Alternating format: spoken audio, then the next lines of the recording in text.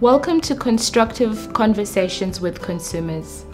It's a resource that will help service advisors on how to have conversations with consumers that promote self-direction. There are many different ways to have these conversations, and the following video clips will look at some of the practical strategies that service advisors can adopt.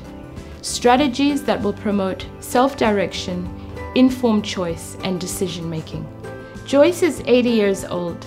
She used to be a dressmaker and still enjoys sewing when she can. Joyce loves reading, gardening, and taking long walks to the beach where she can look at the water. Joyce has 2 children, Sarah and Thomas. Sarah lives locally and has 2 daughters. One of her daughters has twin boys. Her son Thomas is an engineer and now lives in Victoria. He has 1 son. Both Sarah and Thomas have been a great support to Joyce since her husband Dave passed away 3 years ago. In the last 6 months, Joyce has been affected by pain in her hip and her knees, and this has decreased her mobility as a result. She's less confident going out and also less confident driving. After a recent ACAT assessment, Joyce is now on a level 2 CDC package. She gets household assistance and has used some of her funding to purchase equipment. Let's look at a conversation with Joyce where she talks about some of the things that are important to her and how her advisor facilitates this conversation and helps Joyce to achieve some of her goals. Joyce, when I spoke to you last week, you were telling me about how you want to get out and about a little bit more. Can you tell me a bit more about that? I haven't been out of the house in the past 2 weeks. Sarah's done all my shopping. It's just so depressing. The most I did last week was a trip to the doctor last Monday. I really haven't seen anybody at all. If you did get out, what would you like to do? I'd like to do my own shopping and perhaps have a coffee or go around the shops. Have you given any thought as to how you might do that? Well, I hadn't up until now, but I'll have to ask for some help. But I don't want to ask Sarah. She's been so good to me. She would do it. She would do it in a minute. She's just so kind. But she's busy herself. She's helping with this. She's got the grandsons now, and they're twins, and they're 5. They're quite a handful. Gorgeous. Yes. But she's spending a lot of time helping them. What I'd really love was when she's got the boys, if I could be included, because then I'd have time with them and be much better than Sarah running around doing my shopping. So you'd rather not waste that time with Sarah and the boys and waste that on shopping? Yeah. Have you thought about anyone else that might be able to support you, or that you might be able to go shopping with? Family or friends, neighbours? Well, the other granddaughter, Linda, but she's an accountant and she's really busy. She's a real career girl.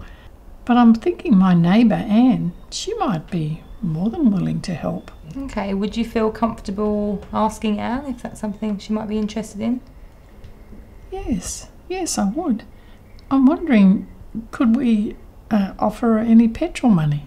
Yes, we could. I might get you to check whether she's available first and just that she's comfortable with that.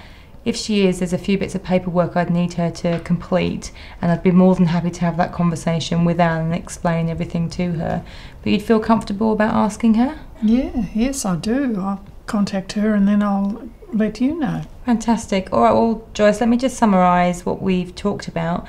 You really want to get out of the house and you haven't done for a while. You'd like to pop to the shops and have that coffee and see some people. You don't want to encroach on that time with Sarah and the boys, and perhaps your neighbour Anne might help you and support you going to the shops. You feel quite comfortable asking her and know that I can help and explain if need be with anything. Okay, good. Fantastic. There are many different ways to have conversations with consumers to find out what's important to them. Let's take a look at one approach. Thanks. I love this one. It's so funny. It makes me think how different the beach life is in Australia compared to England. My memories of the beach in England are of wind and rain and pebbles. So different. Oh gosh, that's when I hear you talk like that, I think, oh, how horrible. Tell me a bit more about what's happening in the picture. That was our one Christmas, and we took most of the kids and some of the grandkids down to the beach. But it was a wonderful day. Look, we've got a little fishing boat, and they all enjoyed going out in that. But I'll never forget that day, because coming home, the radiator in the car boiled. It took hours to get home. We had to keep stopping. My husband wasn't very impressed, I can tell you, but I actually enjoyed it. I was in the back with the kids and keeping them amused, and that was quite a wonderful day. So family are important to you, and it sounds like the ocean is as well. Yes. Well, growing up in WA, to me the beach is everything, and I love swimming, and the kids, well, actually I've taught all the kids to swim, yeah. You see yourself getting back into swimming? No, I don't think so now. I wouldn't, I'm a bit scared, I suppose, really now. Is there any opportunities with the family when they go to water at all? Well, I don't know. I tried hydrotherapy once, and it was nice. It's warm and cosy, but it's not like the beach. But now that you mention it, only just last week, Claire said to me that she was taking the boys, the twins, to swimming lessons, and they have a aqua aerobics class in one evening, and she goes. She's really enjoying it. Would you feel comfortable about going with her, maybe? No. No? I don't think so. Don't really think I would. How would you feel going and just watching, seeing who's there and what the place is like and what they do?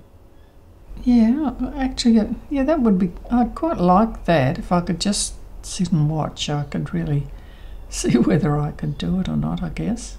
Would you feel comfortable asking Claire about going with her? No,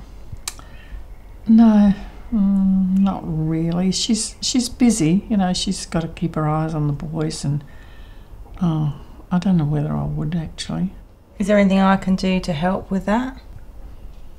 Well, maybe if you could ring Sarah and have a chat with her, she might talk to Claire, because I wouldn't want Claire to feel pressured. That's the problem. And if it was a mother asking her, well, then she'd just say what she thought. So then she could let me know. I'd be more than happy to speak to Sarah for you, and we can just talk about what we've spoken about and see whether she'll ask Claire. That would be fine.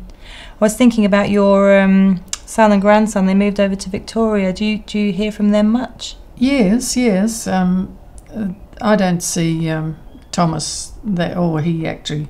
I think they ring, about once a month, like most boys, but that's fine. John comes to WA quite a bit, really, and he was here not so long ago. In fact, at Christmas time, he gave me one of those funny computer things. Is it at all like this one? Oh, yeah, just a bit like that. Okay.